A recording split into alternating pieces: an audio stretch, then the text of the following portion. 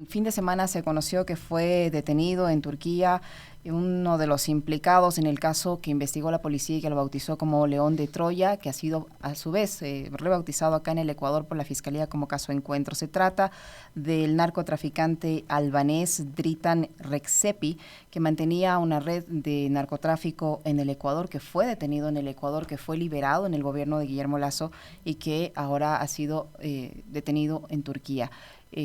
¿Cómo entender esta situación, estos nexos que se han establecido en el Ecuador de este narcotraficante? ¿Qué implica el hecho de que lo hayan detenido en Turquía? Buenos días, bienvenido. Muchas gracias, Alexis. Y sí, nuestros ciudadanos que nos escuchan a través de Radio Pichinche.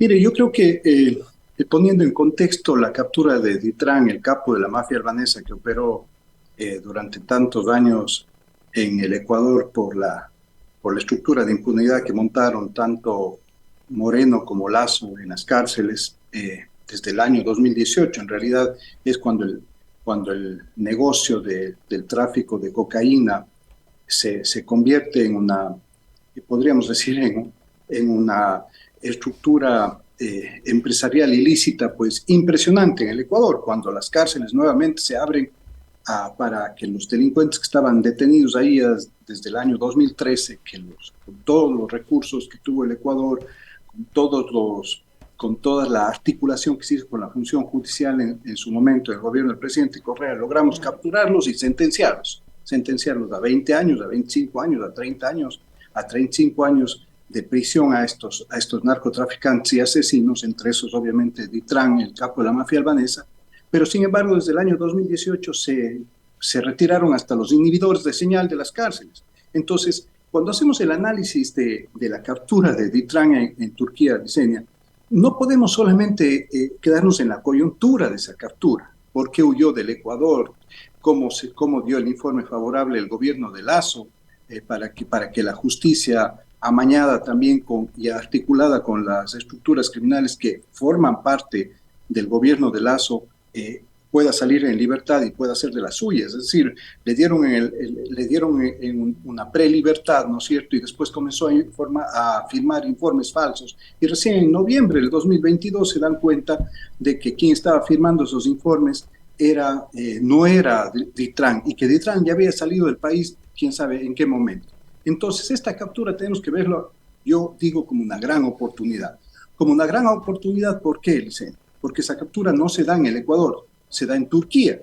Entonces, ¿qué nos va a permitir a los ecuatorianos que estamos buscando la no impunidad, por ejemplo, en el caso León de Troya? ¿No es cierto? Que queremos saber qué pasó con Rubén Cherres, que queremos saber qué pasó con el asesinato de Fernando Villavicencio, que queremos saber qué pasó con la articulación del gobierno de Lasso, la entrega de $1,5 millones a la campaña de Guillermo Lasso, qué pasó con el nombramiento de Bernardo Manzano como ministro de Agricultura, qué pasó con los contratos de seguridad de CNEL Guayaquil que fueron entregados a la mafia albanesa a través de una de una empresa de papel, de una empresa que solo hacía el fronting, pero que fueron entregados a la mafia albanesa. Entonces son los temas de fondo. Entonces lo fundamental es que por ventaja esta justicia que lastimosamente está podrida en el Ecuador, porque esa es la expresión, un término duro, ¿cierto? Un término realmente que nos debe poner que nos ha puesto pues en un estado de alerta permanente. Yo creo que esa es la situación, una justicia en la cual nuevamente todo se vende la justicia, se venden los derechos como productos. Quien tiene los recursos, quien tiene la capacidad de extorsionar a jueces o fiscales o de comprar a jueces, ¿no es cierto?, comprar a policías, comprar a militares, pues resulta ser que aquí resuelve sus problemas judiciales de la envergadura de estos casos como los de narcotráfico. Entonces yo creo que, ¿por qué digo que es una gran oportunidad la captura para el Ecuador, la captura de Ditran, el capo de la mafia albanesa vinculado al gobierno de Lasso, para el Ecuador? Porque obviamente yo creo que se puede extender una cooperación internacional importante con Turquía, que además con quien tenemos vínculos,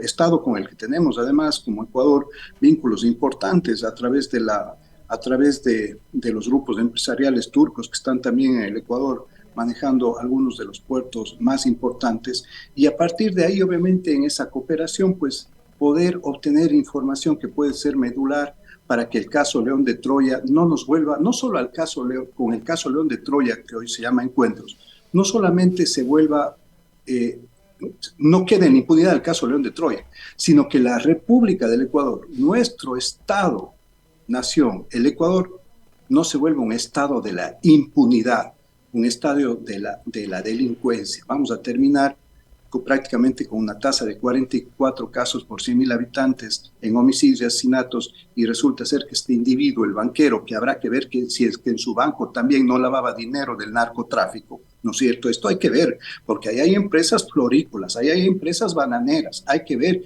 esas empresas bananeras que llevaron la droga a Turquía, a España, a Inglaterra, a Holanda, a España, ¿no es cierto? ¿En qué bancos metían el dinero?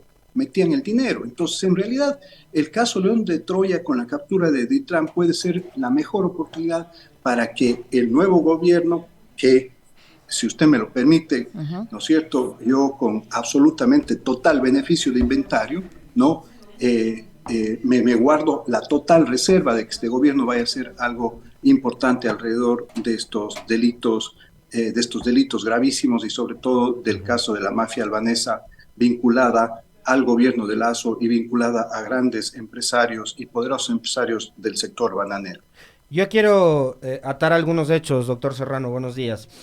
Cuando se estaba discutiendo sobre la muerte cruzada, Guillermo Lazo en una entrevista dijo: yo decreto la muerte cruzada porque ya venía por mí la asamblea, pero después iban a venir por la fiscal. Entonces yo evito que enjuicien políticamente a la fiscal.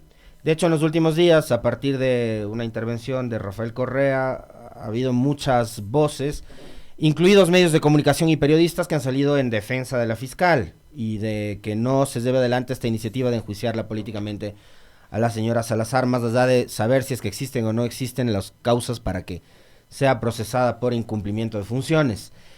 Pero adicionalmente a eso, este fin de semana se ha conocido, a partir de una declaración del policía Rodney Rangel con el periodista Francisco Herrera Arauz en el portal Ecuador Inmediato, de que la orden de que se cierre la investigación del caso León de Troya, que se la hace y se la ejecuta a través del fiscal Rubén Balda, llegó precisamente desde la principal autoridad de la fiscalía. Entonces, ¿qué va a pasar con Guillermo Lazo? ¿Qué va a pasar con las investigaciones? Si bien puede colaborar el albanés que ha sido detenido en Turquía y demás, pero ¿qué pasa si es que, digamos, la fiscalía de alguna forma todavía sigue comprometida con el poder actual de turno en Ecuador? Bueno, Alexis, mire, yo creo que, si no estoy mal, la Asamblea se posiciona el 17 de noviembre, ¿no? El nuevo presidente de la República, a quien le guardo todos mis reparos en realidad, por el bien del país, esperemos a ver qué es lo que hace, pero sinceramente no veo luces por todo lo que está pasando en sus pronunciamientos, no veo luces por dónde vamos a ir en el tema de seguridad, ¿no? Yo creo que, mire, quienes accedemos a la función pública, Alexis y Licenia, ciudadanos, estamos sujetos también al escarnio público, y obviamente a cumplir con nuestras obligaciones que están determinadas en la Constitución y en la ley, y una de esas es la fiscalización. Mire, yo fui presidente de la Asamblea. Más allá de que se pueda discutir en el fondo si había ley, no había ley, la Constitución permitía que se remueva, que se destituya un presidente de la Asamblea como se lo hizo conmigo. Bueno, pues la democracia es esa, pues. Yo me someto efectivamente, me he sometido a la decisión que tomó el máximo organismo, la primera instancia política y la primera función del Estado en el Ecuador, con una decisión que nació de una interpretación justamente de la Constitución y de la ley.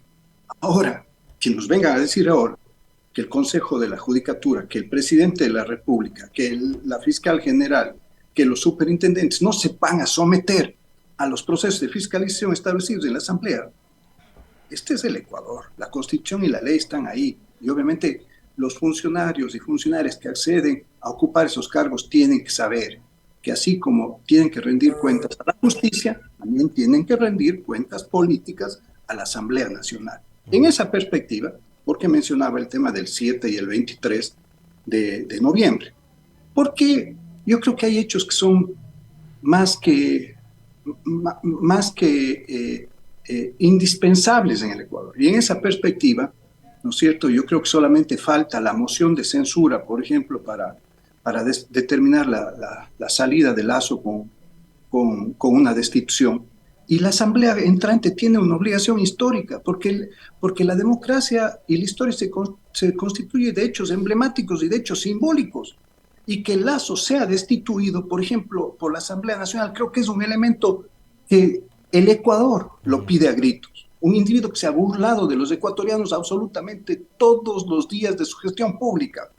Un individuo que es capaz de salir en los medios de comunicación, hacer un gran evento de despedida con una estructura corrupta, como lo veremos después. Téngalo por seguro que yo tengo ya preparadas 2 denuncias de evasión tributaria de Lasso y de sus hijos, tanto en Ecuador como en Estados Unidos, y que la voy a presentar una vez que él deje de ser presidente de la República para que no tenga ningún amparo político este señor. ¿No? Yo creo que, por ejemplo, Lasso debería ser destituido, así sea horas antes de que deje el poder.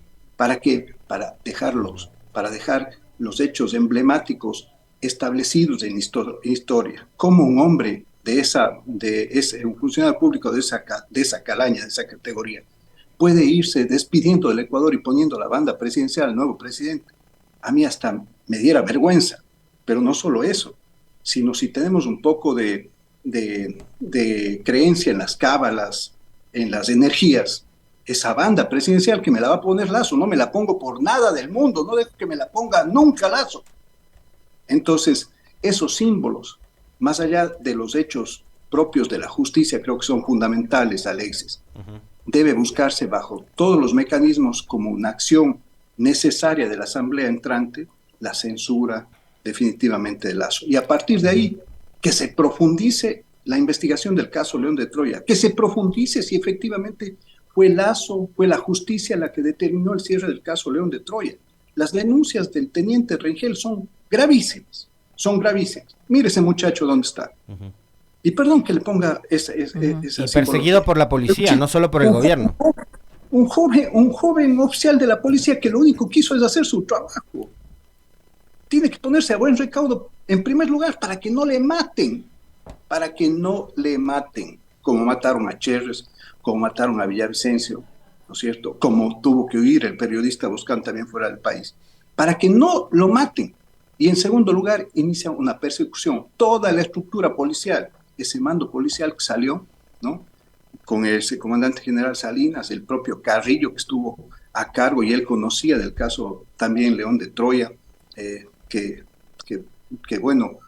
quería establecer su impunidad a través de posicionarse ilegal e ilícitamente en la Asamblea Nacional. Creo que eso está claro ya, ¿no es cierto? Creo que hay una estructura política, pero al mismo tiempo hay una estructura prácticamente delincuencial que pretendió esconder el caso León de Troya, y eso debe ser investigado hasta el final. Pero reitero, la captura del capo albanés en Turquía creo que debe ser vista también como una oportunidad importante en la medida en que se puedan generar los vínculos con la justicia turca, con el gobierno turco, para hacer una cooperación y desmontar esa estructura criminal que le está haciendo muchísimo daño, por ejemplo, al sector bananero. No se olvide que hace no menos de 4 semanas ya se hizo una gran captura, una gran incautación de drogas, sobre todo cocaína, ¿no es cierto?, en Turquía también, y no es una casualidad, pues entonces, que el capo de la mafia albanesa, que huyó del Ecuador, que dicen que de acuerdo a los informes policiales, también tuvo una incidencia directa para el nombramiento de Bernardo Manzano como ministro de Agricultura. Usted mencionaba el tema aduanero, Alex, pero no solo es el tema aduanero, es el tema de agricultura y como le menciono en este momento, el tema de las empresas de seguridad en CENEL, etc. Yo creo que definitivamente aquí hay muchísimo más que investigar. Y para eso, las autoridades de la justicia tienen que saber que están en el ojo de la ciudadanía. Y estar en el ojo de la ciudadanía quiere decir que hay que hacer un trabajo a cabalidad para proteger a nuestra sociedad. No puede ser que sigamos con siga increciendo esta tasa de homicidios y asesinatos en el Ecuador, nos siga destruyendo. Pero usted cree que la misma justicia que no ha investigado el caso del asesinato de Cherres, que no ha investigado el caso del asesinato del alcalde de Manta, que no ha investigado el caso del candidato y después alcalde de Puerto López, que no ha investigado el caso de Fernando Villavicencio, y quisiera ahí un comentario suyo en particular, porque usted mencionó justamente, dijo, mataron a Cherres, después mataron a Villavicencio. No han investigado el caso de Villavicencio y tomando en cuenta que tienen la ayuda del FBI y además una suma importantísima de dinero para como recompensa para quien dé información. Y recordarle un hecho, la semana anterior a la segunda vuelta sacaron un supuesto testimonio de un testigo protegido que señalaba responsabilidades y del caso ya no se sabe nada. Entonces, en esa justicia que maneja tan discrecionalmente los casos, en unos mete mucha velocidad, en otros nada, ¿se puede confiar? Alexis, mire, el asesinato de los seis asesinos de Fernando Villavicencio en la cárcel de Guayaquil eso es un hecho fundamental. Pero el tema del testigo protegido, mire, hubo dos operativos, podríamos decir, dos partes policiales el día del asesinato de Fernando Villavicencio. El uno por el asesinato de Fernando Villavicencio y el otro por microtráfico. Resulta ser que en ese caso de microtráfico, la policía y el gobierno hicieron un parte específicamente para la señora Laura Castillo y su conviviente, el señor Aguas Muñoz, ¿no? Que resulta ser que Aguas Muñoz se convirtió en testigo del caso del asesinato de Fernando Villavicencio y dio un testimonio anticipado.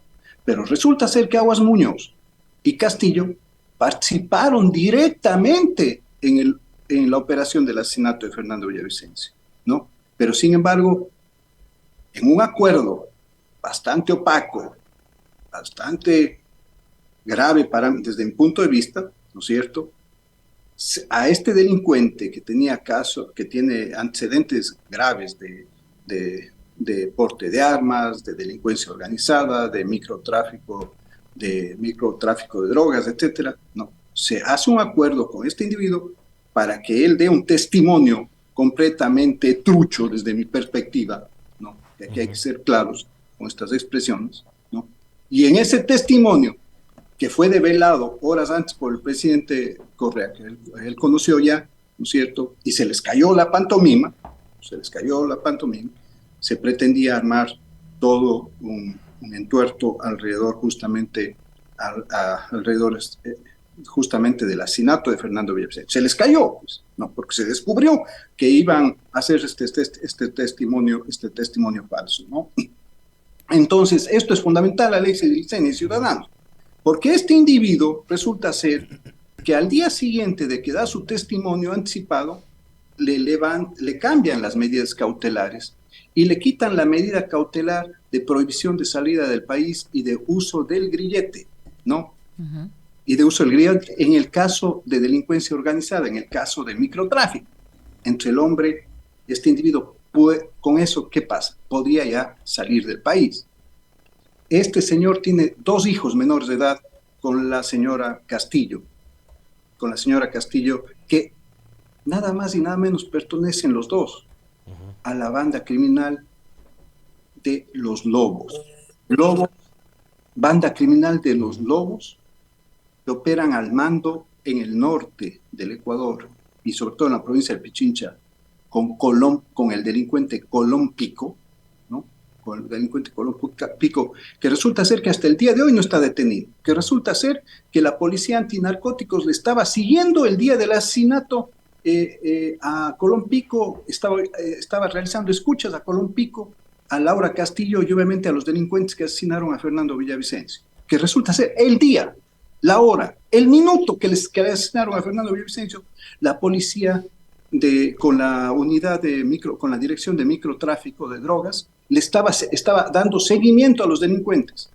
Y el capitán que estaba a cargo del operativo llamó al teniente coronel y le informó, estamos listos para operar y detener a los microtraficantes, a estos que después ya los conocemos como sicarios y que fueron asesinados. Y el teniente coronel dijo que no se los detenga. Entonces, hay muchos hechos adicionales a los que estamos mencionando, de los contratos, del tráfico de drogas en contenedores y cajas de banano, la prelibertad de Dritán, del capo de la mafia albanesa, de los vínculos con el cuñado con el cuñado de Lazo y directamente con Lazo por los aportes a la campaña de Lazo, y que todavía no se investiga qué es lo que ha pasado con esos recursos en las estructuras del sector financiero, las estructuras de los dineros de la mafia albanesa y del narcotráfico en general. Pues resulta ser que, mire, ya estamos en el asesinato de Fernando Villavicencio. Preguntas que todavía no tienen respuesta. ¿Por qué no se detuvo? ¿Por qué no se dio la orden para detener a estos individuos que asesinaron a Fernando Villavicencio, si ya un oficial de la policía pidió autorización para detenerlos antes del asesinato de Fernando Villavicencio? ¿Por qué está pasando con esta señora Castillo, con este señor Aguas, que forman parte de la estructura criminal de los Lobos? ¿Por qué se firmó ese testimonio? ¿Por qué se dio ese testimonio anticipado? ¿Por qué se le levantó las medidas?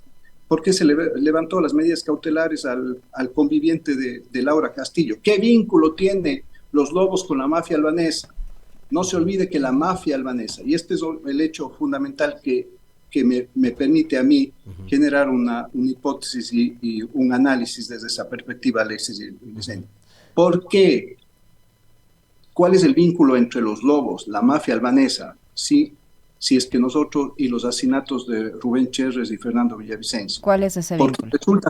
Porque resulta ser que el 1 de abril del año 2023, los oficiales del caso León de Troya, ¿no?, el coronel Erazo y este joven oficial, el teniente Regel, ¿no?, denunciaron e informaron con parte policial, es decir, oficialmente le denunciaron al gobierno y al mando de la policía y al ministro del Interior que la mafia albanesa les había amenazado de muerte y que iban a matar a Fernando Villavicencio, al periodista Boscán y a los dos oficiales de la policía que he mencionado. Para entonces ya habían matado a Rubén Cherres. Si es del 1 de abril, para entonces ya habían matado a Cherres.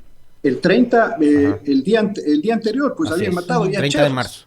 No, ya habían matado a Cherres el 30 de marzo. Y el 1 de abril los oficiales dicen, nos van a matar. No, perdón, no, ni siquiera son amenazas, sino directamente a través de las fuentes que tenían los oficiales, vinculadas justamente a fuentes que entregaban la información para el caso León de Troya, ¿no? Ellos también les informan que les van a asesinar a Fernando Villavicencio, que la mafia albanesa va a asesinar a Fernando Villavicencio, al periodista Boscán y a los dos oficiales de la policía. Entonces, mire, Alexis y Licen, ciudadanos, no hay que inventar aquí, como se dice popularmente, el agua tibia. Aquí lo único que hay que tener es decisión política para investigar esta infamia y terminar con este estado de impunidad, con esta república de la impunidad. Doctor Serrano, ¿en qué momento aparentemente esta mafia decide matar a Fernando Villavicencio, si es que se puede decir así? El asesinato de Villavicencio está ligado a esta mafia. ¿Por qué? ¿Cuál es la pieza ahí? Es que es evidente que esto tiene una motivación política, pues esto ya se ha discutido. Yo creo que es muy importante, Licenia, profundizar ese análisis, ¿no es cierto? Esto ya está más que discutido, más que debatido y más que evidenciado. Lo matan el 9 de agosto. Lo matan el 9 de agosto a puertas de la primera vuelta. Del debate. Donde efectivamente había una candidata, donde había, bueno, a 3 días del debate, a 9 días de las elecciones, de la primera vuelta. Lo asesinan justamente como una motivación política. ¿A quién le interesaba justamente generar un estado de pánico desde esa perspectiva y generar una animadversión sobre el movimiento de Revolución Ciudadana y su candidato? Obviamente a las estructuras criminales, pero estructuras criminales que están vinculadas a sectores políticos. Entonces, mire, a mí no me cabe la menor duda que aquí el asesinato ya está claramente determinado, que fueron el grupo criminal de los Lobos, la organización criminal de los Lobos, la que operó el asesinato, ¿no es cierto? Hay dos temas que yo no tengo la menor duda. El uno, que este grupo Los Lobos está vinculado a la mafia albanesa en ese asesinato. Ujú. Y el otro elemento fundamental que se tiene que determinar acá es si es que esa mafia albanesa, con ese capo de Itran, que este momento está detenido en Turquía, tuvo conversaciones, apoyos, vínculos con algún sector político gubernamental o que estaba aspirando en la propia campaña política a ocupar espacios en la asamblea, etcétera, etcétera, si no hubo un acuerdo para asesinar a Villavicencio. Eso es lo que falta aquí. Y hay que decirlo, pues. No nos vamos a quedar callados aquí. Doctor, No nos vamos a quedar callados doctor aquí. Serrano, Hay que decirlo. en Colombia, en en Colombia en los últimos días se han filtrado una serie de correos e informaciones que tienen que ver con estos denominados narcofiles. Entonces se habla de un centenar de agentes de la DEA que estarían involucrados con aparatos oficiales del gobierno, la política, la empresa privada, la justicia colombiana y también grupos delincuenciales, narcotraficantes y demás. Adicionalmente a eso, se ha hablado del financiamiento del narcotráfico a candidaturas como la de Fico Gutiérrez, que fue el candidato del uribismo durante la campaña anterior. Pero en Colombia finalmente salen estas filtraciones y esta información. Ahora hablan incluso de grupos delincuenciales israelitas que operan en Colombia. ¿Por qué en Ecuador los niveles de inteligencia no llegan justamente a esas instancias, a develar información? Digamos, lo del caso León de Troya, si no era por lo que ha pasado en los últimos meses con los policías de Horacio Rangel y antes lo que publicó La Posta, no sé, la forma en la que eso finalmente se procesó, no conocíamos nada, pero hay equipos de inteligencia que hacen seguimiento de esto, ¿no? O sea, lo de Colombia hoy es gravísimo. Creo que lo de acá termina siendo todavía mucho más grave porque en el medio está, por ejemplo, el asesinato de un candidato presidencial. Pero ¿qué pasa en Ecuador? Que estas cosas todavía no se terminan de conocer a fondo. Bueno, los 10 millones de dólares que pagaron al canciller en Uruguay, el asesino del fiscal paraguayo, ¿no? El narcotraficante asesino del fiscal paraguayo, ¿no es cierto? Es decir... El asesinato del presidente de Haití. No, el asesinato del presidente de Haití, es decir, si nosotros nos ponemos a ver esos hechos que pueden parecer en cuerpos estancos, resulta ser que siempre van a tener una conexión, y es el narcotráfico, ¿no? Y es el narcotráfico. Pero y aquí, en nuestro país, resulta ser que explota un caso en el cual está vinculado nada más y nada menos que el propio presidente de la República. ¿Y por qué lo digo el propio presidente de la República? Porque el propio Lasso recibió a los oficiales, a la comandante general de la policía en su momento, en julio del 2021, a 2 meses de ser presidente ya de la República, ¿no es cierto? Recibió para que le informe sobre el caso León de Troya, y resulta ser que a las 8:30 de la noche entró su hijo, Guillermo Lasso, con su cuñado Danilo Carrera a la presidencia de la República, y al día siguiente se apagaron todos los teléfonos que estaban siendo interceptados judicialmente en el caso León de Troya. Entonces resulta ser que el presidente de la República ya está involucrado. O sea, sí, ya no hay vueltas que darle. ¿Y cómo se evidencia eso? Porque en el propio libro de visitas, en el propio bitácora de la presidencia de la República, está el ingreso, pues, está el ingreso de Guillermo Lasso, hijo, y de su cuñado y de su tío adorado, vinculado a la mafia albanesa, ¿no es cierto? Danilo Carrera, ¿no es cierto? De este pedófilo, ¿no es cierto? Y que definitivamente al día siguiente se apagan todos los teléfonos, Alexis, se apagan todos los teléfonos. Entonces, el tema de fondo acá está. Usted me dice, ¿qué pasa con la inteligencia del país? ¿Qué pasa con la inteligencia del país? Que está cooptada, pues, por el narcotráfico, definitivamente. O sea, aquí hay que decirlo sin temor, porque aquí no estamos jugando el físico, no a título personal, no estamos jugando el físico de nuestro país, de nuestro Estado, de nuestra democracia. Entonces resulta ser que aquí se ha hecho todo un contubernio entre las estructuras criminales, la justicia, la policía, el gobierno, ¿no? Y quieren dejar esto en impunidad. Si Noboa quiere darnos una muestra efectiva de lucha contra el narcotráfico, lo primero que debe hacer es sin ningún, sin ningún tapujo permitir que la justicia llegue hasta la última instancia a la brevedad posible en el caso León de Troya. Cuidado se nos vaya a quedar el caso León de Troya como un tema de tráfico de influencia. Solo pusimos un ministro, solo dimos un contrato en CNE. Este es un caso de narcotráfico, narcogenerales, de este narcogobierno, la narcojusticia. Ese es el tema. Con las excepciones, por supuesto, del caso. Pero basta ya de estar escondiendo al país el caso que le puede devolver la paz y la tranquilidad a los ecuatorianos y a las ecuatorianas, Alexis. Ese es el tema de fondo. Una última cosa, doctor. No queda en impunidad, si este caso no queda en impunidad, vamos a tener una luz al final del túnel. Una última cosa. Queda en impunidad, mejor apaguemos la luz y vámonos nomás. Todos los que faltan salgan nomás del Ecuador. El tema del narcotráfico ya parecería que es gravísimo, pero usted cuando se refiere a Danilo Carrera, lo dijo ahora y lo ha dicho en algunas otras entrevistas en las que yo lo he escuchado, se refiere a él como un pedófilo. Y acusar de pedófilo a alguien, hay que tener las pruebas para eso. Hay pruebas de que Danilo Carrera es un pedófilo, de que usa menores de edad para satisfacer sus apetitos sexuales y eso. Alexis, en las escuchas telefónicas autorizadas judicialmente para interceptar los teléfonos, no se ha investigado ni el 10%. En esas escuchas telefónicas, ya el propio periodista estaba buscando, habló de los vicios de vicios masculinos. ¿Sí?